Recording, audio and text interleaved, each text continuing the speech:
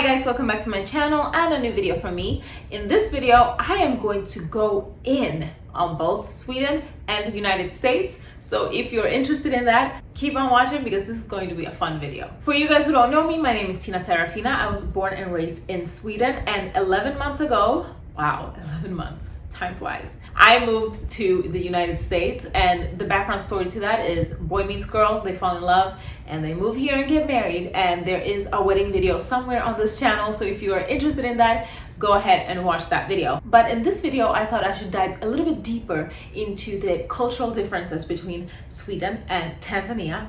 Not Sweden and Tanzania, I mean Sweden and United States, because it's just fun. And honestly, I want to do it before I forget about the differences, because I have really leaned into that phrase of when you go to Rome, do as the Romans, because half of the things that I felt were absolutely ludicrous before I moved to the United States, I've kind of, accepted and find completely normal, or almost pretty normal. So I know that I'm kind of transitioning into a state where everything is quite normalized to me here now in the United States. So I wanted to do this video while some things of that Swedish aspect is still fresh in me. So without further ado, let's go in on both Sweden and the United States. The first thing I want to bring up is public transportation. Public transportation in the United States is non-existent. Oh my gosh, I was so privileged living in Stockholm, Sweden, where there's underground, there are buses,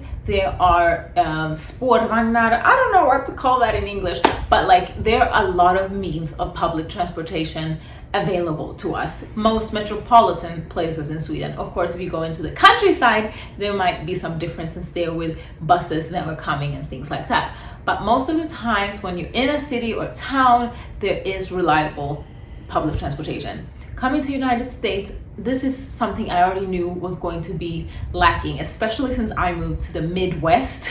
So there's no such thing as reliable public transportation. However, because in the United States, I feel like there's a stigma of going on public transportation. It's like people who are unfortunate or substance abusers, alcohol abusers. So it doesn't even feel very safe to be on public transportation. Whereas in Sweden, public transportation is like, you can have your bank person, doctors, children, teenagers, old people, young people, all types of people travel on the subway every single day. So that is one huge difference between, I would say, big parts of the United States and Sweden.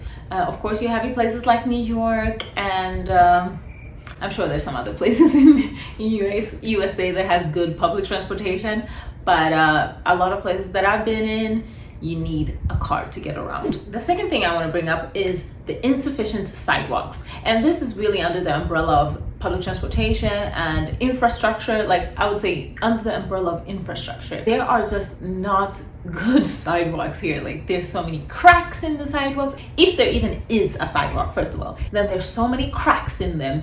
They are not leveled. I'm just thinking, if you're visually impaired, if you have some type of handicap, if you're in a wheelchair, it's really hard to walk on those sidewalks. Me, who am completely able, I have no visual impairment, nothing, I keep stumbling on the sidewalks because they're so bad. I mean, this is the land of cars. Cars is what has precedence on the road. As a pedestrian, you feel very exposed, very unsafe when you walk on the sidewalk. Now that we live in the city, it's much better when it comes to the existence of sidewalks. They don't just stop from nowhere, but they are just extremely bumpy, uneven, cracked, and actually somehow dangerous. And I feel that infrastructure in Sweden is way more focused on people rather than on vehicles. Whereas here, it feels like everything is centered on vehicles. You can really tell that automobile industry has had a huge effect on how government in the United States is kind of building their infrastructure.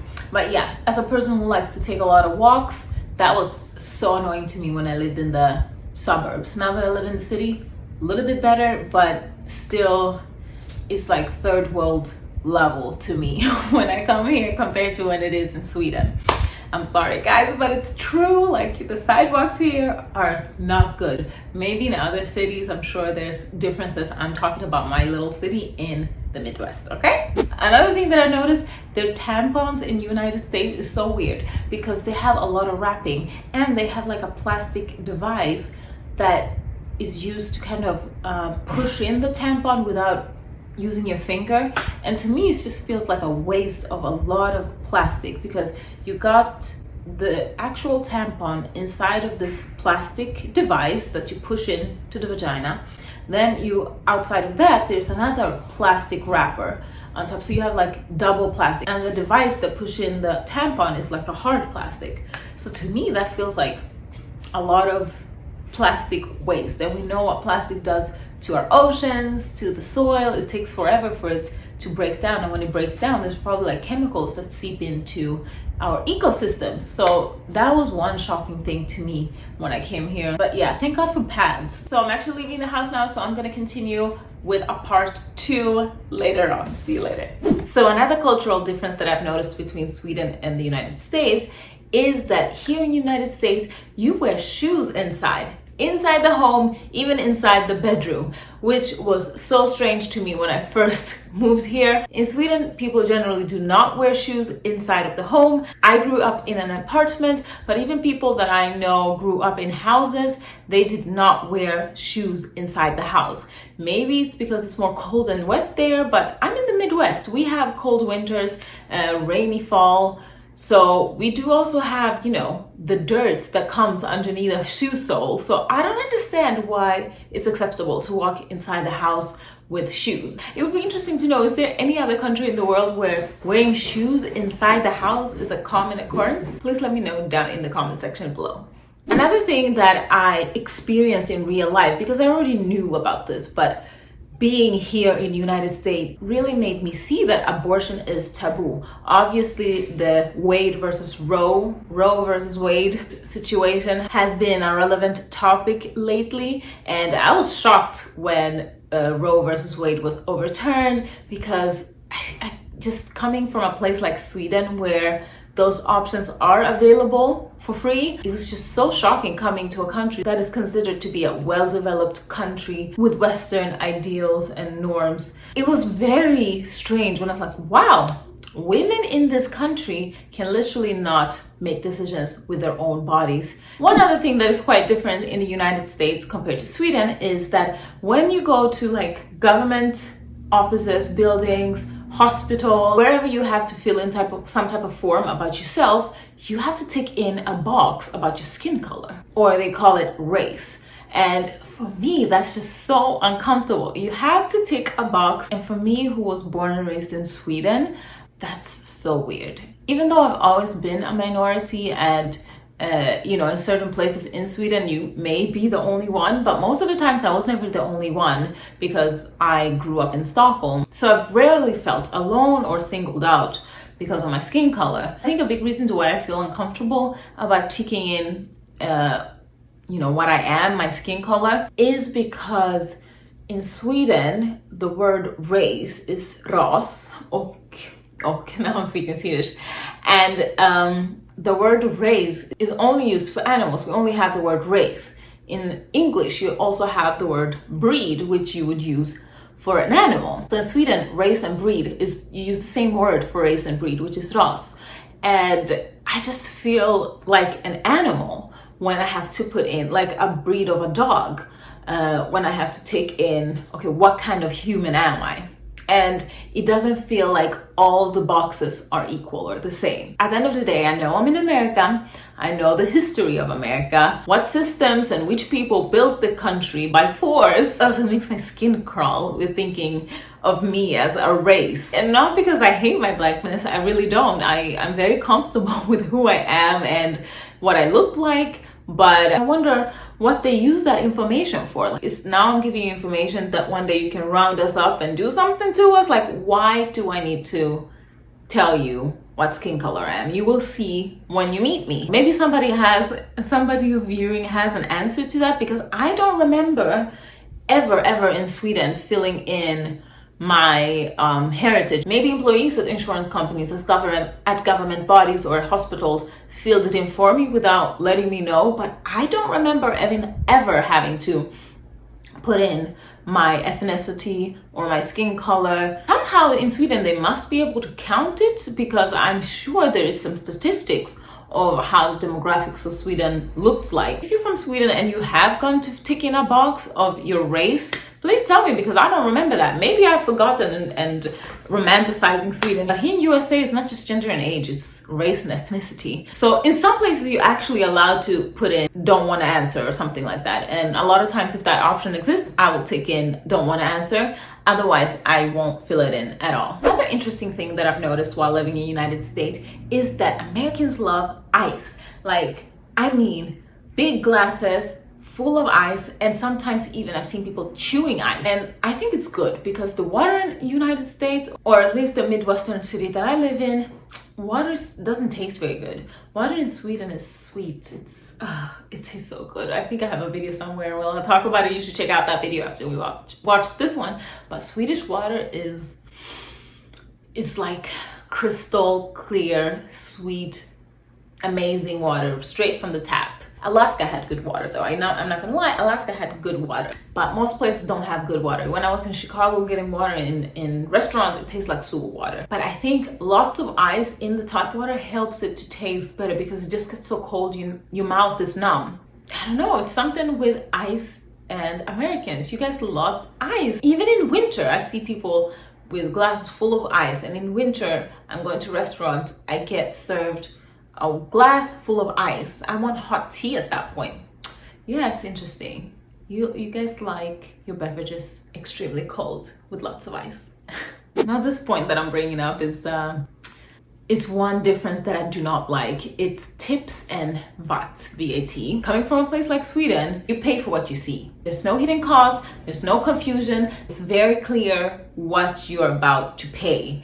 And I like that. I like that structured, very straightforward thing that exists in Sweden. There was a time ago that I really got into it with an in-law of mine, an American in-law of mine, about tips, because this was me years ago, who had never lived in USA, had never spent an extended period of time in a country where tips is norm, where tips is baseline, where tips is a given, okay? So for me, the thought of paying more money than what the meal says on the menu was absolutely crazy. That was absolutely out of this world for me. So I felt very strongly, like with confidence, I was arguing with this American guy about like, why should I pay for this? Why can't I just pay for what the meal is? This is what it is that illegal? And then he kept on saying, oh, well, they don't get paid very much. You know, the servers don't get paid very much. This is what you do as a courtesy to give them some extra money. And for me, I just didn't get it. But of course, growing up, being raised in Sweden, norm is that you get paid a living wage. So as a customer, you only go in and pay for what the meal costs. So for me, I was like loud and wrong when I was really telling this guy, like, why should I pay for that? It shouldn't then the restaurateur, the person who runs the restaurant, pay adequate wage? Why should that be my problem as a guest, as a patron of this restaurant?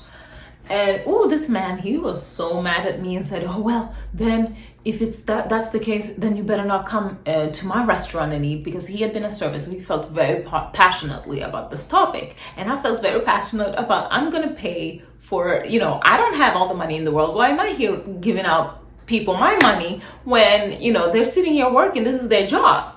But I really didn't get it. But now I get it. If you feel like you can't pay the money for the tips, then don't go out to eat. So that's what I do. I don't go out to eat. I go out to eat only when I know, like, okay, I have my extra 15-20% to pay a person because they're not being paid. But anyway, I was educated. Now I know tips is very important in the United States, and this is something I've accepted. With the VAT though, I feel like that one US, you can just put the price and the VAT right on the price so we know. I hate it when I see like $12 on the shelf, go to the cash register, it's $15. It's like, where did this extra $2 come from? In Sweden, and I think in a lot of places in Europe, VAT, which I don't remember what it stands for, I'll write in the description box, it's a certain type of tax on products. and that is just bundled into the price of whatever product you're buying. So they wouldn't have written $12 and then when you go to the cash register it's 15. No, there are no surprises in Sweden. Everything is very streamlined, organized, structures. You know what you're getting and you know what you pay for, which I enjoy. Another huge cultural difference between Sweden and United States is that people in the United States are way more open, a lot more friendly off the bat. Of course, people in Sweden are also very friendly people, but it definitely takes some more time to pry open those layers until you make a true connection with a Swede, I would say. Whereas in America, that process goes way faster. Very talkative, very chit-chatty people in my experience. I remember moving to this new house, and within, I would say, the first day, you know, people had greeted us, welcomed us. But yeah, just things like that. I already have a really tight knit community of my neighborhood. They've shown me so many volunteer opportunities around as well, so I get to meet more people and socialize and just broaden my network as an immigrant in America, which is priceless. So guys, those were some of the cultural differences I've noticed between Sweden and the United States. I'm sure there are so many more that I could have talked about, and there are so many more points that I have in my head, but yeah, this video is frankly too long already, so I am going to end it here. If you really like this video, I might do a part 2, talk about some more differences that I've noticed, or maybe even do a comparison with Tanzania instead. Before you go, don't forget to subscribe and like this video, and I'll see you in my next one. Bye!